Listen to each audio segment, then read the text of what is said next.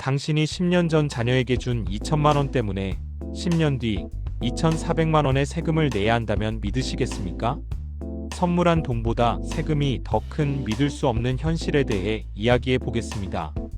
안녕하세요. 복잡한 재테크를 쉽고 명쾌하게 풀어드리는 연금술사 K입니다.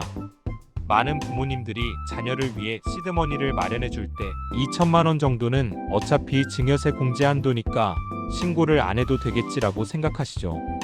당장 낼 세금이 없으니 귀찮게 세무서에 서류를 내러가는 것이 합리적인 시간 낭비처럼 느껴질 수 있습니다.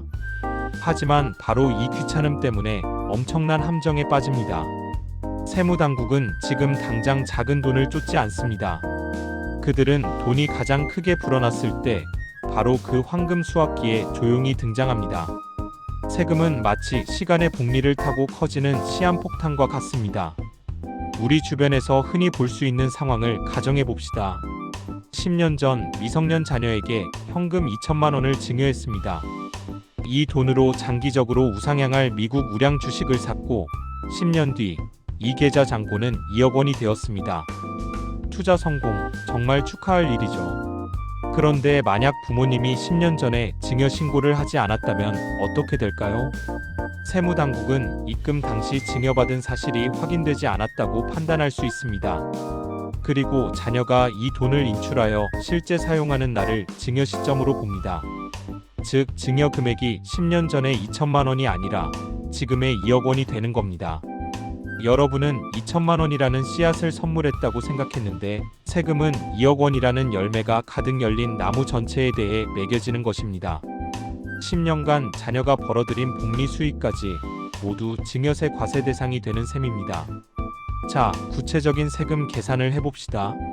2억 원이 증여액이 되면 공제한도 5천만 원을 제외한 1억 5천만 원에 대한 증여세가 부과됩니다. 산출세액은 약 2천만 원입니다. 여기서 끝이 아닙니다. 신고를 하지 않았으니 무신고 가산세 20%가 붙습니다. 2천만 원의 20%는 400만 원이죠. 결국 10년 뒤 자녀는 총 2,400만 원을 세금으로 내야 합니다.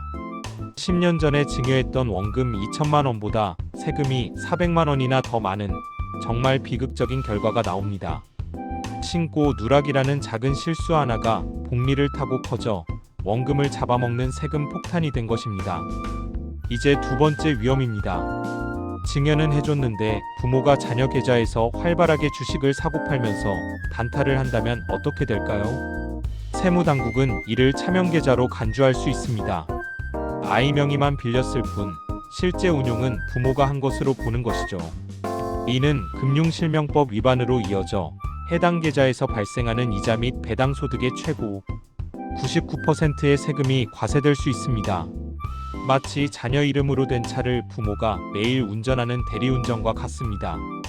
자녀의 올바른 경제관념을 위한 선의가 오히려 법적 분쟁과 세금 폭탄을 초래하는 가장 위험한 행위입니다.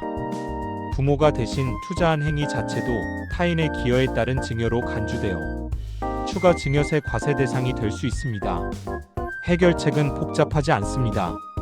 가장 단순한 것이 가장 강력합니다. 첫째, 현금 증여와 동시에 증여 신고를 하십시오. 신고를 하는 순간 2천만 원이 법적으로 인정하는 자산의 출발점이 됩니다. 가장 중요한 혜택, 증여일 이후의 운용 수익에는 증여세가 부과되지 않습니다. 신고를 하는 순간 자녀가 10년간 벌어들인 복리 수익은 그 어떤 세금의 그림자도 없이 온전히 자녀의 몫이 되는 것입니다. 둘째, 우상향할 우량 주식을 사준 후에는 관여하지 마십시오. 자녀가 성년이 되었을 때 스스로 판단하고 관리할 수 있도록 든든한 버팀목을 만들어주는 것이 부모의 역할입니다. 꾸준히 보유하는 것이야말로 자녀에게 줄 수 있는 최고의 경제 교육입니다. 증여는 사랑과 희망을 담은 선물입니다. 이 선물이 시간이 지날수록 커지도록 돕는 것이 우리의 역할입니다.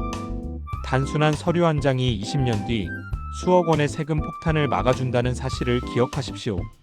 당신에게 필요한 것은 어려운 투자 기술이 아니라 바로 신고라는 작은 습관입니다.